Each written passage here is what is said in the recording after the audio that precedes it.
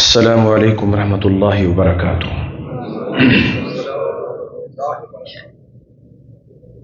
الحمد للہ رب العالمین والصلاة والسلام على سید الانبیاء وخاتم المرسلین وعلى آلہ وصحبہ اجمعین ومن تبعهم بإحسان إلى يوم الدین، وبعد، قال ابو ہریرہ رضی اللہ تعالی عنہ: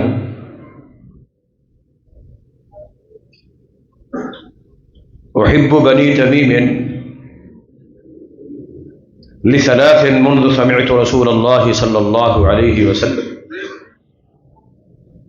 قال: هم اشد امتی علی الدجال، وجاءت صدقات بنی تمیم فقال رسول الله صلى الله عليه وسلم: هذه صدقات قومي. وكانت سبية من بني تميم لعائشة رضي الله تعالى عنها. قال رسول الله صلى الله عليه وسلم لعائشة: اعتقيها فإنها من ولد إسماعيل عليه السلام. رواہ البخاری۔ سب سے پہلے تو میں اللہ رب العالمین کا شکر گزار ہوں، اس خالق اور مالک نے مجھے اور آپ کو یہاں ایک بہت ہی عظیم اور اہم اور نیک خیر اور بھلائی کے ایک دینی مقصد کے لیے جمع کیا ہے۔ دعا ہے اللہ رب العالمین میری حاضری بھی آپ تمام احباب کی تشریف آوری اور ہمارے معزز علماء کرام کی بھی تشریف آوری اللہ اپنی رضا اور رحمت کے لیے قبول و منظور فرمائے، اور اللہ رب العالمین اپنے اس گھر کو قیامت تک آباد و شاد رکھے، اسے آباد رکھنے والوں کو بھی اللہ آباد و شاد رکھے۔ اور آج کا یہ پروگرام جن بھائیوں اور ساتھیوں کے خصوصی تعاون کے ساتھ منعقد کیا گیا، اور اس کے لیے احباب نے محنتیں بھی کی، کوشش بھی کی، تو اللہ رب العالمین سے دعا ہے کہ اللہ ان کے رزق میں، اہل و عیال میں، گھر بار میں برکت عطا فرمائے، اور ان کی تمام محنتوں کو، کوششوں کو، پرخلوص مساعی کو اور اس سرپرستی کو اپنی رضا اور رحمت کے لیے قبول و منظور فرمائے۔ آج انشاءاللہ العزیز آپ کے سامنے اصل خطاب تو عالم اسلام کے عظیم مفکر اور سکالر اور ٹی وی چینلوں کے اوپر مسلک اہل حدیث کی دعوت کو عام کرنے والے اور پھیلانے والے، اور مسلک کا اور عقیدہ توحید و سنت کا دفاع کرنے والے عظیم اہل علم، محقق، صاحب تحقیق شخصیت محترم جناب فضیلت الشیخ قاری ڈاکٹر خلیل الرحمان حفظہ اللہ تعالی جاوید آف کراچی، جنہیں آپ عمومی طور پر ٹی وی کی سکرین پر یا اپنے نیٹ کے موبائلوں کے اوپر دیکھتے ہیں، اللہ تعالیٰ نے انہیں خصوصی ملکہ عطا کیا ہے شرک اور کفر کی تردید کے لیے، بدعات اور خرافات کے رد کے لیے۔ اللہ رب العالمین سے دعا ہے کہ اللہ ان کے علم میں، عمل میں، عمر میں برکت عطا فرمائے، اور اللہ انہیں مزید کتاب و سنت کی ترویج و نشر و اشاعت کی بھی توفیق عطا فرمائے۔ کراچی سے لمبا سفر طے کر کے تشریف لائے، اور آج بھی بورے والا کے علاقہ سے ہم انہیں لے کر آئے ملتان، اور ملتان سے یہاں۔ اللہ سے دعا ہے اللہ تعالیٰ ان کے دن رات کے ان اسفار کو اپنی رضا و رحمت کے لیے قبول و منظور فرمائے، اور ان کے موازین حسنہ میں شامل فرمائے۔ میں بس تھوڑا سا ایک حدیث میں نے آپ کے سامنے پڑھی ہے، تلاوت کی ہے صحیح بخاری کی، اس کا ترجمہ اور تھوڑا سا معنی اور مفہوم آپ کے سامنے رکھوں گا، تاکہ جو ارد گرد کی قریب کی مساجد سے دوست اور احباب نماز وغیرہ سے فارغ ہو کر اس پروگرام میں شامل اور شریک ہونا چاہتے ہیں تو اتنی دیر میں وہ بھی تشریف لے آئیں۔ اور آپ تمام احباب سے گزارش ہے اپنے اپنے موبائل سائلنٹ موڈ میں کر لیں. درس کے دوران، خطاب کے دوران، پروگرام کے دوران کسی بھائی کی بیل کی آواز نہیں آنی چاہیے. اس سے خلل ہوتا ہے بیان کرنے والے کے بیان میں، ذہن کی توجہ بڑھ جاتی ہے، تقسیم ہو جاتی ہے. تو ہاں، میں نے صحیح بخاری سے آپ کے سامنے نبی اکرم صلی اللہ علیہ وسلم کی ایک حدیث پڑھی ہے، تلاوت کی، جو سیدنا ابو ہریرہ رضی اللہ تعالی عنہ، بڑے جلیل القدر صحابی، جو نبی اکرم صلی اللہ علیہ وسلم کی دعا کے نتیجے میں یمن سے تشریف لائے تھے اور اسلام قبول کیا، اور نبی اکرم صلی اللہ علیہ وسلم کی احادیث کو جمع کرنے کے لیے پھر نبی صلی اللہ علیہ وسلم کے ساتھ ساری زندگی مدینہ میں ہی گزار دی، دوبارہ اپنے علاقے اور اپنے وطن کی طرف، یمن کی طرف کبھی واپس مڑ کے نہیں گئے. بھوکے رہتے تھے، پیاسے رہتے تھے مسجد نبوی میں، اور کبھی کبھی بھوک اور پیاس کی وجہ سے بے ہوشی سے بھی طاری ہو جاتی تھی. مسجد سے نماز پڑھ کے گزرنے والے گردن پہ پاؤں رکھ کر چلے جاتے تھے کہ یہ کوئی دیوانہ اپنے ہوش و حواس میں ہی نہیں ہے، پڑا ہوا ہے، اس کے اوپر سے گزر جاتے. نبی اکرم صلی اللہ علیہ وسلم کی ایک دن خدمت پہ حاضر ہوئے. اللہ کے رسول صلی اللہ علیہ وسلم، میں آپ کی حدیثوں کو سنتا ہوں اور بسا اوقات کوئی لفظ بھول جاتا ہے، میرے لیے دعا کر دیجئے کہ میں آپ کی جو حدیث بھی سنوں وہ مجھے بھولے نہیں. تو نبی اکرم صلی اللہ علیہ وسلم فرماتے ہیں کہ میں اپنی چادر بچھا رہا ہوں اور تم اس کو سمیٹ کر اپنے سینے سے لگا لینا. اور نبی اکرم صلی اللہ علیہ وسلم نے اپنے سینے سے اس طرح دونوں ہاتھوں کو لیا جس طرح کوئی چلو بھرنے والا چلو بھرتا ہے نا اپنے سینے سے، اپنے دل سے، اپنے سینے سے اس طرح 3 چلو بھرے اور اس چادر میں ڈالے، اور ڈالتے ہی فرمایا کہ اے ابو ہریرہ ان کو اپنے سینے سے لگا دو. ابو ہریرہ رضی اللہ تعالیٰ عنہ فرماتے ہیں میں نے جب اس کو اپنے سینوں سے لگایا، سینے سے لگایا، اس کے بعد کبھی بھی میں نبی صلی اللہ علیہ وسلم کی کوئی سنی ہوئی ایک حدیث کو کبھی بھول ہی نہیں پایا.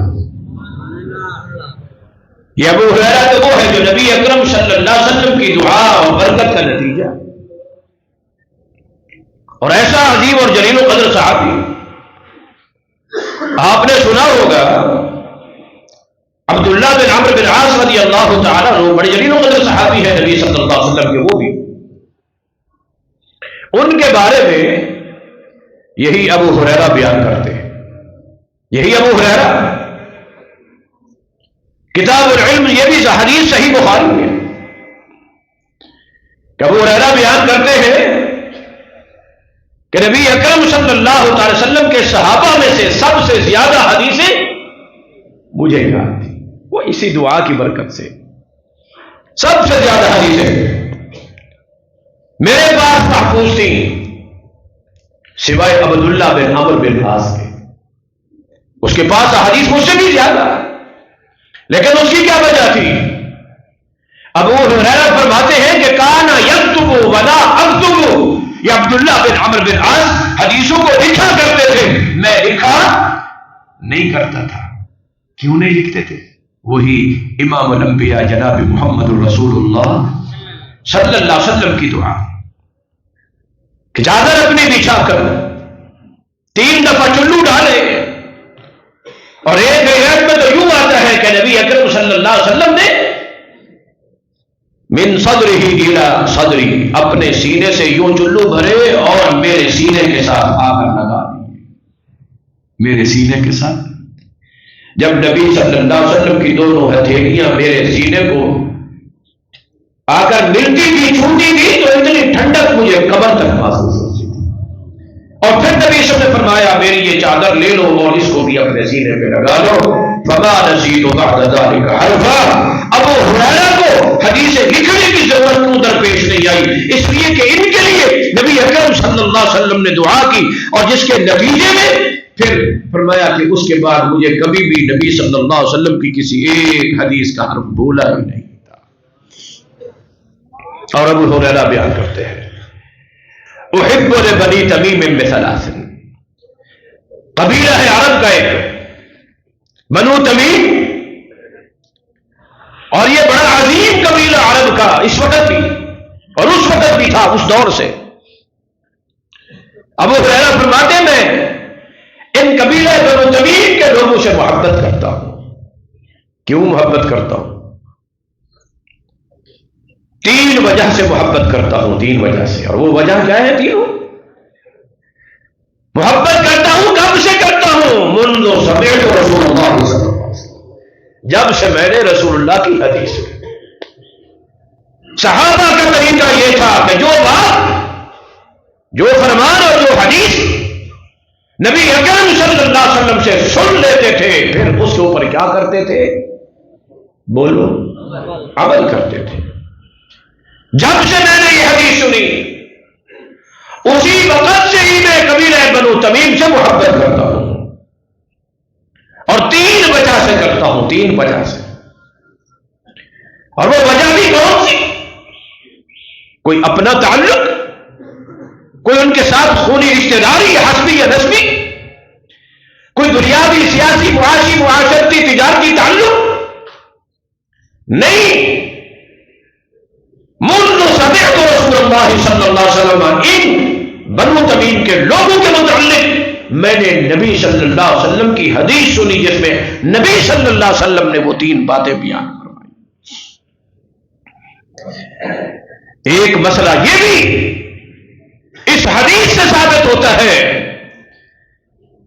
کہ نبی اکرم صلی اللہ علیہ وسلم جس سے محبت کریں، پھر ہمارا بھی حق بنتا ہے ہم بھی ان سے کیا کریں؟ محبت کریں، کہ میں ان سے محبت کرتا ہوں کیونکہ نبی صلی اللہ علیہ وسلم نے ان کے متعلق یہ ارشاد فرمایا۔ سب سے پہلی چیز، پہلی وجہ بنیاد جو نبی صلی اللہ علیہ وسلم نے بیان فرمائی، فَمَهُمْ أَشَدُّ أُمَّتِي عَلَى الدَّجَّالِ، یہ قبیلہ بنی تمیم کے جو لوگ ہیں، یہ قیامت کے قریب جب دجال آئے گا تو اس کے مقابلے میں یہ سخت ترین لوگ ہوں گے، اس کے مقابلے میں سخت انداز میں ڈٹ جانے والے، اور اس دجال کے دجل کو، فریب کو، اس کے پر خچے اڑا دینے والے، اس کے ساتھ جہاد اور قتال تک کی نوبت بھی آئے گی تو پیچھے نہیں ہٹیں گے، ڈٹ جائیں گے دجال کے مقابلے میں۔ یہ قبیلہ ہے بنو تمیم۔ اللہ اکبر۔ صحیح بخاری کتاب المناقب میں ایک مرتبہ نبی اکرم صلی اللہ علیہ وسلم فرمایا تھا، اے بنو تمیم اقبل البشرا، میں تمہارے لیے خوشخبری دے رہا ہوں، وہ قبول فرمایا۔ ایک دفعہ تو انہوں نے کہہ دیا کہ جی کیا خوشخبری، ایک انکار کسی کیفیت، مگر نبی صلی اللہ علیہ وسلم نے پھر دوبارہ فرمایا، تو پھر دوسری مرحلے میں مرتبہ میں انہوں نے اس نبی اسم کی بشارت اور خوشخبری کو قبول فرمایا۔ بہرحال وہ قبیلہ بنو تمیم کہ دجال پر سب سے زیادہ سخت، اور آپ جانتے ہیں دجال قیامت کے قریب آئے گا، اور ظاہری طور پر وہ بات ایسے ایسے کام کر کے دکھائے گا جو عام حالات میں عام انسان ان کاموں کو کر سکتا نہیں، حتیٰ کہ بعض کا یہاں تک کہ مردے کو زندہ اور زندوں کو مردہ لوگ کہیں گے تو ان کو بھی کر کے دکھا دے گا۔ وہ اس کا کر کے دکھانا ویسے ہی ہوگا نا جیسے الم تر الی الذی حاج ابراہیم فی ربہ، اس نے بھی تو کہا تھا نا ابراہیم علیہ السلام کہ دوڑ کے اس بادشاہ نے انا احیی و امید، جی پھر لاجواب ہو گیا۔ یہ بھی دجال بھی ایسا دعویٰ کرے گا، ظاہری طور پر ایسے کر کے بھی، اس نے بھی جیسے کر کے دکھا دیا تھا، لیکن یہ دجال دجل کرے گا اس کے زندہ کرنے میں بھی، مارنے میں بھی، وہ حقیقت میں زندگی اور موت۔ اللہ اکبر۔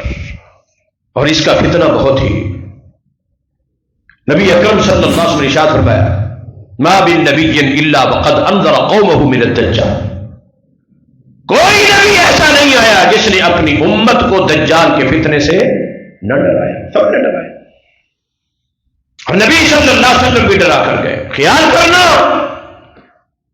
جب وہ آئے گا اس کے پاس ایک ظاہری طور پر جنت بھی ہوگی اور جہنم بھی ہوگی، وہ اپنے کرشمے دکھائے گا، کارنامے دکھائے گا، جو لوگ بھی اس پر ایمان نہیں آئیں گے وہ ان کو ظاہری طور پر کیا کرے گا، دیکھو میں ان کو جنت میں بھیج رہا ہوں، وہ نظر آنے میں تو ظاہری جنت ہوگی لیکن حقیقت میں وہ کیا ہوگی، جہنم۔ اور جو نہ مانیں گے، اور کون نہیں مانیں گے، اشد امتی علی الدجال، میری امت کے جو سب سے سخت ترین لوگ وہ اس پر ایمان نہیں لائیں گے بلکہ وہ پہچان لیں گے، کیوں؟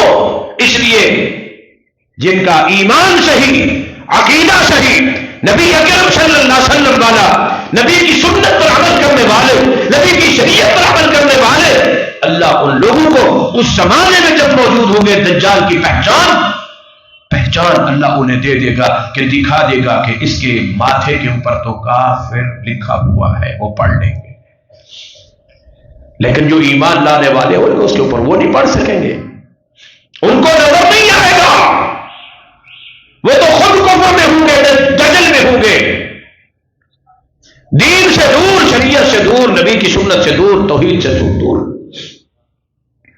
ان کو اس کے ماتھے کے اوپر لکھا ہوا نظر نہیں آئے گا۔ جو لوگ ایمان نہیں لائیں گے اس کے مقابلے میں ڈٹ جائیں گے، اور وہ کون؟ اہل توحید۔ ہم اشد امتی علی الدجال، فرمایا یہ بنو تمیم کے جو لوگ ہیں دجال پر سب سے زیادہ کیا ہوں گے؟ سخت۔ کیوں؟ آج بھی اس وقت بھی الحمدللہ قبیلہ بنو تمیم کی جو توحید ہے بعینہ وہی توحید جو اہل الحدیث کی ہے، عقیدہ وہی ہے جو اہل الحدیث کا ہے، اور ان کا عمل بھی وہی ہے جو کیا ہے؟ اہل الحدیث کا۔ وہ تو ایک قبیلے کا نام آ گیا نا، مگر نام نبی صلی اللہ علیہ وسلم کا قبیلہ بھی قریش تھا، اور ابو جہل کا قبیلہ بھی کیا تھا؟ ایک قبیلے کے ناموں میں نہیں ہے، ان کے اندر جو علامتیں اور نشانیاں ہیں نا وہ اشد علی الدجال۔ کیوں؟ توحید خالص، سنت خالص، دین خالص، شریعت خالص قرآن اور حدیث کی تعلیمات کی بنیاد پر وہ دجال کے مقابلے میں ڈٹ کر کھڑے ہوں گے۔ جو نہیں مانیں گے دجال کو، ایمان نہیں لائیں گے، اس پر کیا کرے گا؟ ظاہری طور پر ایک جہنم سی بنی ہوگی، وہ اس میں ڈال دے گا۔ دیکھو میں رب نے قرآن میں جنت کا ذکر کیا، اپنی جہنم کا ذکر کیا، وہ میں ہی ہوں نعوذ باللہ، یہ میری جنت ہے، یہ میری جہنم ہے، میں اسے جہنم میں ڈال رہا ہوں جو اس کی جہنم ہوگی، در حقیقت وہ کیا ہوگی؟ جنت ہوگی۔ وہ آئیں گے جو انکار کرنے والے ہوں گے نا دجال کے۔ ایک آدمی کہے گا کہ نہیں مانتا ہوں میں تمہیں، کہا کہ میں اگر مردے کو زندہ کر کے دکھا دوں، زندے کو مردہ کر کے دکھا دوں، اور پھر عملی طور پر کر کے بھی دکھائے گا، جو اشد امتی علی الدجال، جو دجال کے لیے سخت اور اس کے باتوں میں نہ آنے والے، اس پر ایمان نہ لانے والے، وہ بنی تمیم اور ان جیسے عقیدے کے لوگ مار کے بھی دکھا دے گا، زندہ کر کے بھی دکھا دے گا، وہ مانیں گے نہیں، بلکہ کہیں گے ہمارا ایمان اور زیادہ مضبوط ہو گیا ہے، ہمارے پیغمبر نے فرما دیا تھا کہ وہ تمہیں ایسا کر کے دکھائے گا، ہمیں تو اور زیادہ یقین ہو گیا ہے کہ واقعی وہی تو دجال ہے جس کے آنے کی خبر امام الانبیاء جناب محمد رسول اللہ نے پہلے ہی دے دی۔ اور اس حدیث سے ایک اور بات بھی یہ ثابت ہوتی ہے، جو خبر جناب محمد رسول اللہ کے عطا کردہ علم سے قیامت تک، یا قیامت سے پہلے کی اور بعد میں زمانے کی خبر اللہ نبی کو دے دیتا ہے، نبی بتا دیتا ہے امت کو، تو وہ خبر کبھی بھی جھوٹی ہو سکتی نہیں۔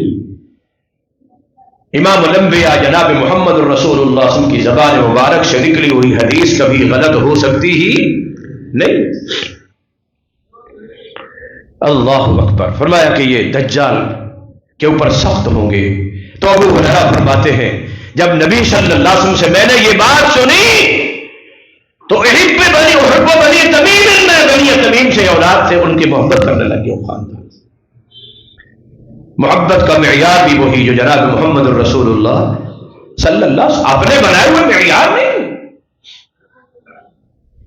اور دوسری چیز، ہم مسجد نبوی میں تشریف فرماتے ہیں، نبی اکرم صلی اللہ علیہ وسلم صحابہ کرام اسی قبیلہ بنو تمیم کی طرف سے زکوٰۃ صدقات کے اموال آ گئے، مال آ گئے۔ زکوٰۃ صدقات اور خیرات نبی اسلام کا نمائندہ کیا ہوا تھا، وہ اس قبیلے کی زکوٰۃ صدقات خیرات جمع کر کے جناب محمد الرسول اللہ صلی اللہ علیہ وسلم کے پاس لے آیا اور نبی اسلام کے سامنے، تو نبی صلی اللہ علیہ وسلم نے فرمایا ہذہ صدقات قومی، یہ میری قوم کے زکوٰۃ صدقات خیرات ہیں۔ اپنی قوم کی کسی اچھائی کے اوپر خوشی کا اظہار کرنا یہ بھی میرے نبی کی سنت ہے۔ یہ حدیث سے بات یہ بھی ثابت ہوتی ہے کہ نبی صلی اللہ علیہ وسلم اس پر خوش ہو رہے ہیں، یہ میرے خاندان، میرے قبیلے، میری قوم کے زکوٰۃ و صدقات ہے۔ اللہ خیر کا، بھلائی کا ایسا کوئی معاملہ، اس حدیث سے یہ بھی ثابت ہوتا ہے کہ اگر ریاکاری کے بغیر اخلاص کے ساتھ لوگوں کے سامنے رکھا جائے تو اس میں بھی کوئی حرج نہیں ہے۔ نبی اکرم صلی اللہ علیہ وسلم نے خوشی میں فرمایا کہ یہ میری قوم کے، کیا قوم کیسے؟ قبیلہ بنو تمیم ادھر، وہ حجاز میں، نجد میں،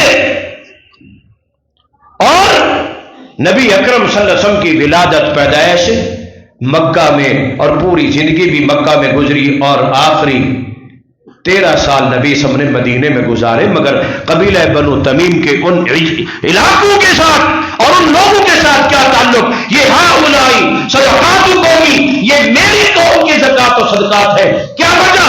وجہ یہ ہے کہ امام الانبیاء جناب محمد رسول اللہ صلی اللہ علیہ وسلم کی والدہ آمنہ وہ اسی قبیلہ بنو تمیم سے تعلق رکھتی تھی۔ میرا نان کا قبیلہ ہے، میری قوم ہے، میری برادری دے سکتا۔ اللہ اکبر۔ ابو ہریرہ فرماتے ہیں جب میں نے یہ بات سنی کہ قبیلہ بنو تمیم کو نبی صلی اللہ علیہ وسلم فرمایا یہ میری قوم ہے، میں نے جب سے سنا تب اسی وقت سے ہی میں نے قبیلہ بنو تمیم کے لوگوں سے محبت کرنے لگ گیا۔ سیدہ عائشہ رضی اللہ تعالی عنہ کے پاس ایک لونڈی تھی، وہ اسی قبیلے کی، اسی قبیلہ بنو تمیم کی۔ ہو سکتا ہے کہ مغانم میں اور اس طرح زکوٰۃ و صدقات کے مال میں آئی اور حضرت عائشہ کے حصے میں آ گئی۔ حضرت عائشہ رضی اللہ تعالیٰ اس کے کبھی کبھی گھر سے کوئی کام کاج بھی چھوٹے موٹے کروا دیتی تھی، اور ایک دفعہ نبی صلی اللہ علیہ وسلم نے دیکھا، عائشہ سے پوچھا یہ وہی ہے نا لونڈی؟ ہاں ہاں وہی ہے۔ اے اللہ کے رسول صلی اللہ علیہ وسلم وہی ہے، وہی بنی تمیم والی۔ نبی فرماتے ہیں فَأَعْتِقِيهَا فَإِنَّهَا مِنْ بُلْدِ اسماعیل، اے عائشہ اس لونڈی کو آزاد کر دے کیونکہ یہ بنو تمیم میں سے ہے، اور بنو تمیم جو ہے وہ اسماعیل علیہ السلام کی اولاد میں سے ہے۔ اور آپ جانتے ہیں ہمارے نبی جناب محمد الرسول اللہ صلی اللہ علیہ وسلم کا سلسلہ نسب بھی جا کر ابراہیم علیہ السلام کی اولاد میں اسماعیل علیہ السلام سے ملتا ہے۔ محبت کے معیار وہ کیا ہے کہ منذ سمعت رسول اللہ صلی اللہ علیہ وسلم، جب رسول اللہ سے سنی ہے ان کی بات اس وقت سے ہی، اور یہ بھی کہ جب کوئی بات کوئی چیز صحابہ سن لیتے تھے نبی صلی اللہ علیہ وسلم سے تو پھر کبھی اس کو چھوڑتے ہمیشہ کے لیے۔ صحیح مسلم میں حضرت میمونہ رضی اللہ تعالی عنہ فرماتی ہیں میں نے نبی صلی اللہ علیہ وسلم سے سنا تھا کہ رسول اللہ نے فرمایا من صلی سنتین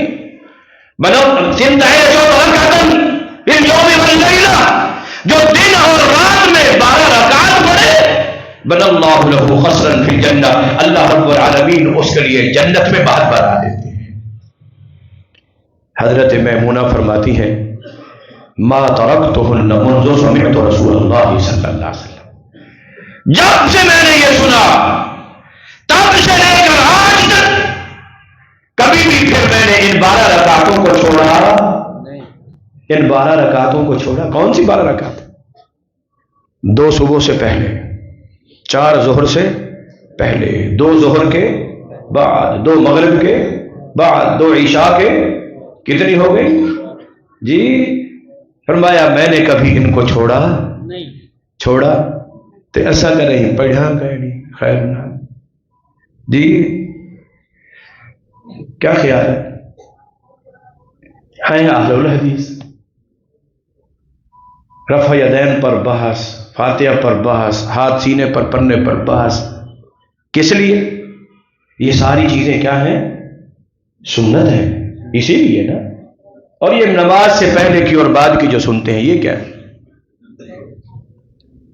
جی؟ دوسرے لوگ کہتے ہیں کہ یار جی کیا خیال ہے پڑھنی چاہیے یا نہیں؟ اللہ اکبر۔ صحیح مسلم میں ام المومنین بیان کرتی ہیں ما ترکتہن منذ سمعت رسول اللہ صلی اللہ علیہ وسلم، آگے ان کے شاگرد ہیں جس نے ان سے سنا تھا ام المؤمنین رضی اللہ تعالی عنہ سے، وہ بھی یہی کہتا ہے جب سے میں نے سنا ام المؤمنین سے اس وقت سے لے کر آج تک میں نے کبھی چھوڑا نہیں۔ اور آگے ان کے شاگرد ہیں تابعی، وہ بھی بیان کرتے ہیں جب سے میں نے اپنے استاد سے صحابی سے سنا اس وقت تابعی سے سنا، تبا تابعی نے میں نے نہیں سنا، تبا تابعی سے محدث بیان کرتا ہے کہ جب سے میں نے یہ حدیث سنی ہے اس وقت سے لے کر آج تک میں نے یہ کبھی چھوڑا جی۔ حدیث عمل کرنے کے لیے ہوتی ہے، چھوڑنے کے لیے عمل کرنے کے لیے ہوتی ہے۔ اللہ اکبر۔ یہ صحابہ کا طریقہ تھا، صحابہ کا طریقہ تھا۔ اللہ اکبر۔ عمر بن خطاب رضی اللہ عنہ کہتے ہیں ایک دفعہ باتوں باتوں میں نبی بھی بیٹھے ہوئے تھے، میری زبان سے ایسے لفظ نکل گیا میں نے باپ کی قسم اٹھا، تو نبی اکرم صلی اللہ علیہ وسلم نے فرمایا لا تحلفوا بآبائکم ولا بأمہاتکم، باپ دادا کی، ماں باپ کی قسمیں نہ اٹھایا کرو۔ حدیث سن لی، عمر فرماتے ولا حلفت بعد ذلک منذ سمعت رسول اللہ صلی اللہ علیہ وسلم، جب سے یہ حدیث میں نے سنی اس وقت سے لے کر آج تک لا آجر ولا ناسیہ، کبھی میں نے بھولے سے بھی ماں باپ کی قسم نہیں اٹھائی۔ جب سے حدیث کو سنا تب سے لے کر آج تک۔ بڑی مشہور حدیث ہے نا، سیدہ فاطمہ رضی اللہ تعالیٰ نبی سم کے پاس آئی تھی، غلام دے دو، کوئی لونڈی دے دو، فرمایا اس سے بہتر نہ بتا دو۔ 33 دفعہ سبحان اللہ، 33 دفعہ الحمدللہ، 34 دفعہ اللہ اکبر۔ یہ رات کو جب سونے لگو تو پڑھ لیا کرو۔ کیا کیا کرو؟ پڑھ لیا کرو۔ فاطمہ کہتی ہیں جب سے میرے بابا نے کہا ہے میں نے زندگی میں کبھی ان کو چھوڑا نہیں ہے۔ صرف یہی نہیں، سیدہ فاطمہ رضی اللہ تعالی عنہ زوجہ تھی علی المرتضیٰ کی، جب نبی صلی اللہ علیہ وسلم نے یہ حدیث حضرت عائشہ کو بیان، حضرت فاطمہ کو بیان کی تھی، علی وہاں موجود نہیں تھے، فاطمہ نے جا کے علی کو بتایا۔ علی بھی کہتے ہیں جب نبی کا فرمان میرے پاس آیا فاطمہ نے مجھے بتایا، تو اس دن سے لے کر آج تک رات کو سونے سے پہلے میں کبھی ان تکبیرات کو، تسبیحات کو چھوڑا نہیں۔ شاگرد کہتا ہے ولا لیلۃ صفین، جو صفین کی جنگ ہو رہی تھی اس وقت رات میں مسلمانوں کے اوپر اتنا ظلم و ستم ہوا تھا، اس نے کیا کیا تھا، اس رات کو کیا کیا تھا؟ فرماتے ہیں ولا لیلۃ صفین، جاکہ جنگ بھی ہو رہی تھی تو اس رات میں بھی میں نے ان کو نہیں چھوڑا۔ صحابہ وہ تھے جو نبی صلی اللہ علیہ وسلم کی احادیث کو عمل کر کے دکھاتے تھے، نہ جنگوں میں چھوڑتے تھے، نہ بھولے سے ان کی خلاف ورزی کرتے تھے۔ اللہ سے دعا ہے اللہ ہمیں بھی ایسا عمل کرنے والا بنا دے۔ حدیث کو سنو، پڑھو، یاد کرو۔ نضر اللہ امرأ سمع مقالتی، اللہ خوش خرم رکھے، تر تازہ رکھے، چمکتا دمکتا رکھے اس آدمی کو جو میری ایک حدیث کو سنتا ہے، ایک حدیث کو، ایک حدیث کو،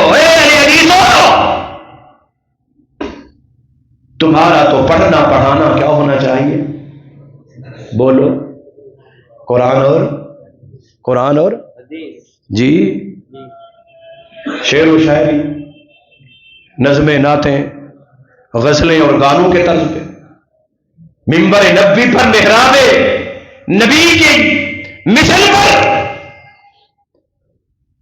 اور اہل حدیث تو کہتا بھی سوائے حدیث کے کچھ نہیں ہے اور کرتا بھی سوائے حدیث کے کچھ نہیں ہے. دعویٰ کرے اور عمل اس کے مطابق نہ ہو تو ایسی تبلیغ کبھی کارگر ثابت ہو سکتی نہیں. ایک حدیث، اللہ اکبر. ہمارے وہ اکابرین تھے، ایک ایک حدیث کے لیے مدینہ سے چل کے دمشق جاتے ہیں، مہینوں کے مہینے سفر کر کے، تاکہ کیا کریں؟ صرف ایک حدیث مل جائے، ایک حدیث مل جائے، ایک حدیث پر عمل ہو جائے. اور عقیدے کی بنیاد، ہم اشد امتی علی الدجال، جو توحید ہوگی نا وہ بنو تمیم کی خالص توحید، اسماء و صفات میں بھی اور ہر معاملے کے اندر، جس کے بغیر کوئی چارہ کار اور کوئی گزارا نہیں ہے. اور یہ دجال کا مقابلہ جو ہے وہی کر سکے گا جس کی توحید بھی مضبوط ہوگی، کی سنت بھی کیا ہوگی جی. اور دجال جو ایسے کارنامے کر کے دکھائے گا، آج جو لوگ پیروں فقیروں کے کوئی کرشمے سنتے ہیں تو سر جھکا کے پڑے رہتے ہیں. جب دجال ایسے کارنامے کر کے دکھائے گا تو اس پر کیا کریں گے جی؟ عقل بھی استعمال نہیں کرتے، علم بھی استعمال نہیں کرتے، شریعت کے اصول اور دستور بھی استعمال نہیں کرتے، تو وہاں پر بھی عقل کام نہیں آئے گا. بس اس کا کوئی ایک کرشمہ دیکھ کر ہی اسی کا غلام ہو جائے. تو بہرحال اللہ سے دعا ہے اللہ ہم سب کو صحیح انداز میں اپنا دین سمجھنے کی اور اس پر عمل کرنے کی توفیق عطا فرمائے. وآخر دعوانا الحمد للہ رب العالمین.